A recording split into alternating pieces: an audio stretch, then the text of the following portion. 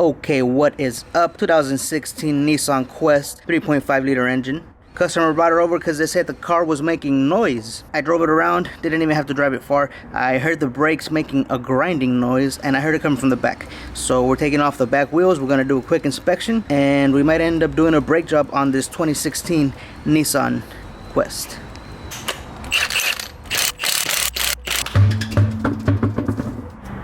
Alright guys, on the back of this Nissan Quest, this is where I heard the noise, so we're going to be taking the brakes apart.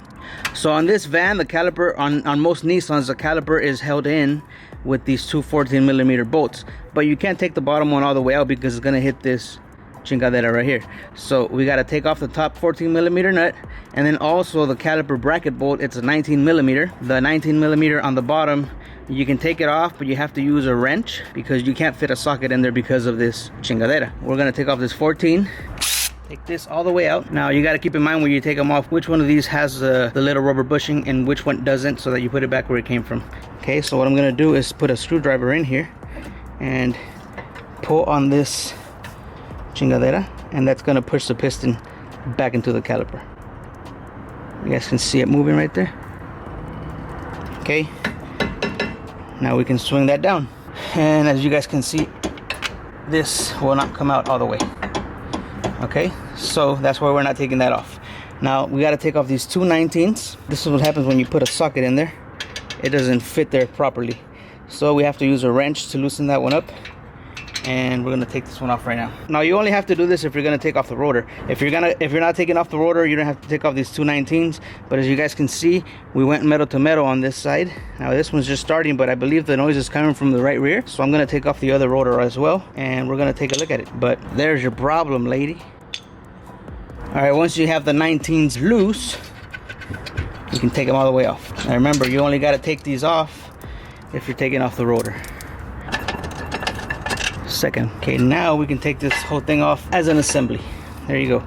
Now if you want to, at this time, you can separate the caliper from the bracket, but it's not necessary. I'm going to put the caliper up here, and I'll put the bracket down there. Now we can take this rotor off. And all we're going to do to take it off is smack it right there. Just get yourself a little hammer like this, and you're gonna get it right there. Be careful not to hit your lug nuts. Turn it. Turn it. It's loose. Now we can pull it out. I'm gonna clean up the parking brake, and then we can put new rotors on there. If you don't have any brake cleaner, just a regular spray bottle with soap and water will work, or even just water. Okay, all you want to do is get rid of all this brake dust, and make sure you put a catch pan underneath. Alright, so I'm just going to clean these off, and this should be a quick and easy brake job for us. A lot of the stuff I'm getting right now is brake work. A lot of rotors, a lot of brake pads. Yeah, that's what's coming in right now. Then you get the rotor, we'll pop it on there.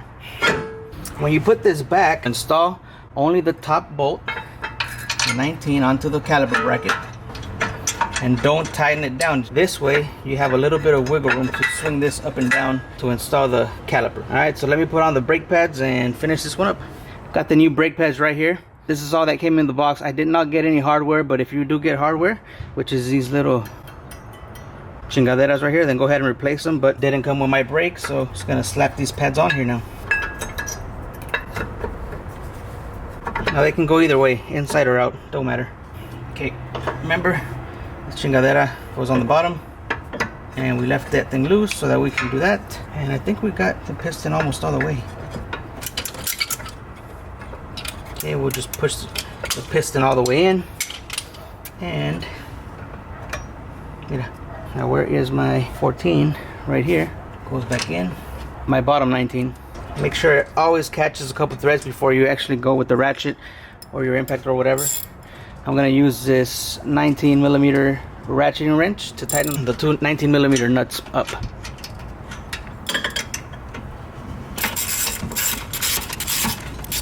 Okay, there it is. Now we just gotta make sure it's tight. And there it is. Now we tighten this little 14 right here. And it's only the top one. Remember, we did not take the bottom one off. So that's it. And again, just a regular 14mm ratchet wrench. There it is. This thing is good to go. Now let's go to the other side. It should be pretty much the exact same thing as the other side, but I'm still gonna show you guys. This right here is a must-have in your tool arsenal. After I got this, I stopped using my air compressor. Straight up. Alright, so I'm just gonna loosen up this 14 right here on top. I don't know if you guys can pick that up on video, but we're gonna have to replace shocks on this one pretty soon. Okay, 14 millimeter ratchet wrench. Thank you, B. Ay, güey.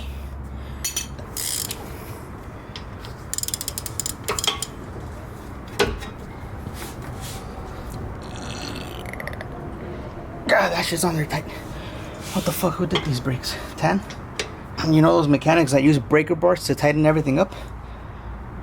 Yeah, I know a guy. Okay, here it goes. Right way. Come from the back.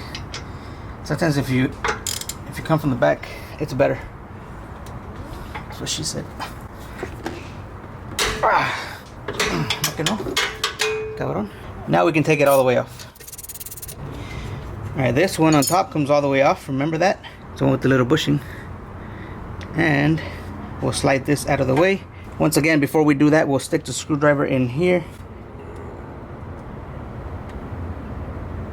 Now, let me tell you guys that I've had times when I've actually tried to do this, but the piston came out so far because customers drove it metal to metal for way too long. You couldn't push the piston back in. As soon as you hear squeaking and you hear that noise on your brakes, go ahead and change them out. You're gonna save money by not doing rotors and save money on calipers also.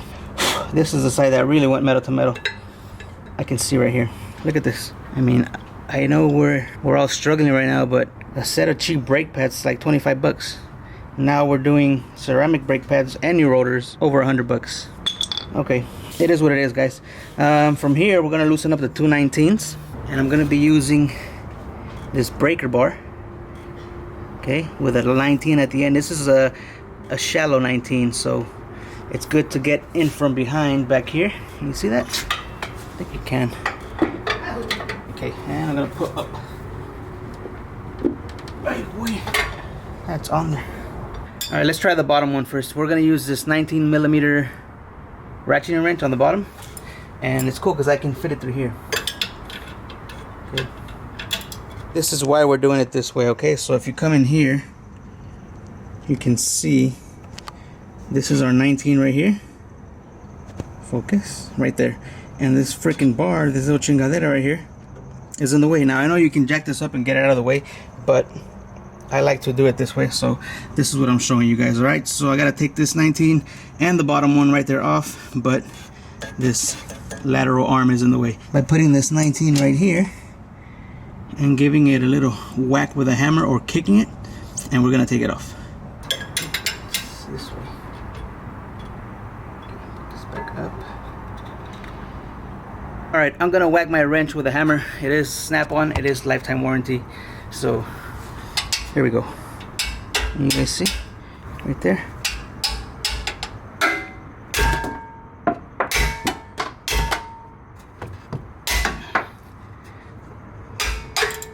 There you go. Works every time. And snap-on did not take any damage. Beautiful. Alright, so I'm just gonna take this all the way off. And I gotta do the top one as well. So we'll do the same. This is a mechanic's secret nobody tells you about. See? It works. Works every time. Alright, so I'm going to take off these 219s. And I'm taking them all the way off because I'm taking off the rotor. Okay. Now we can slide this up and slide the caliper out from the bracket.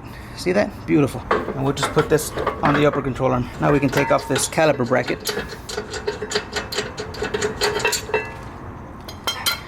And the top 19 millimeter nut or bolt. Whack right here. Turn it. And there it is.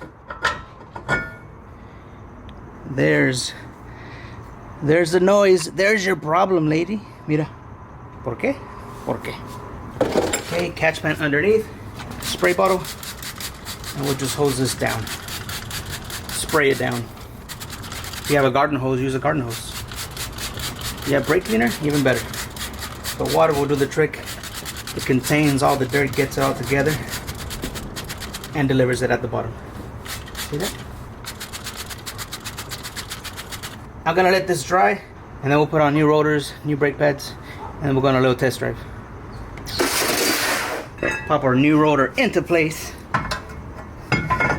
Looks way better, huh? And it's gonna sound way better too. Again, I'm gonna start off by putting the top 19mm bolt on there first, only the top one. And I'm gonna put the pads onto the caliper bracket. Now there's only one in this set of 4 pads. There's only one that has this little chingadera right here. So I always like to put that on the right rear inner brake pad. So that'll be this one right here. And since this is our side that had the metal to metal, it's probably the side that's gonna wear down faster. So make sure you have that brake pad wear sensor on the side that had the most worn out pads. In this case is the right rear inner brake pad. Get yourself a little tool like this to depress your caliper pistons back in. I'll put a link down in the description for this one. This one is from Lyle, or Lissle, L-I-S-L-E. Now we can swing this up a little bit. Put this chingadera right here. And put everything back into place. Now we put our top caliper bracket bolt. The other 14, started by hand. And then install the last 19mm on the bottom of the caliper bracket. We can finish it off with the 19 wrench. Gotta make sure it's grabbing before you hit it with the wrench, because you don't want to cross thread anything. It'll make it a long day for you. Okay, once it's tight, really pull on it. Same thing up here. There you go. And we'll do the top 14. Check the bottom one too. You never know. Alright, after this, we go inside the car. We depress the brake pedal. You're gonna see this moving. So let me go do that real quick.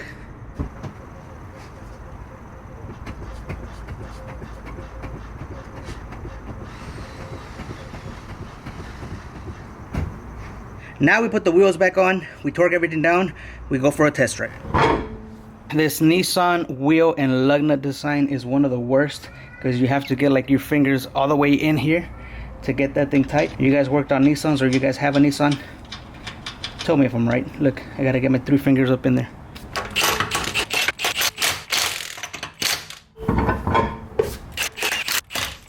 Now I'm gonna bring the car down so that the tire touches the floor, so I can torque down the wheel lug nuts. And now we just torque to 87 foot-pounds.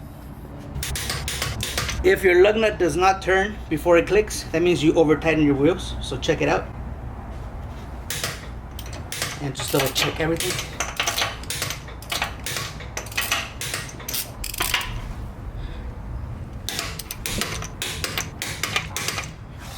Alright, let's go on a quick test drive. Alright, so come inside the van, pump your brake pedal. I say about 20 times so the brake pedal starts getting hard. Then we'll start the truck and go for a quick test drive.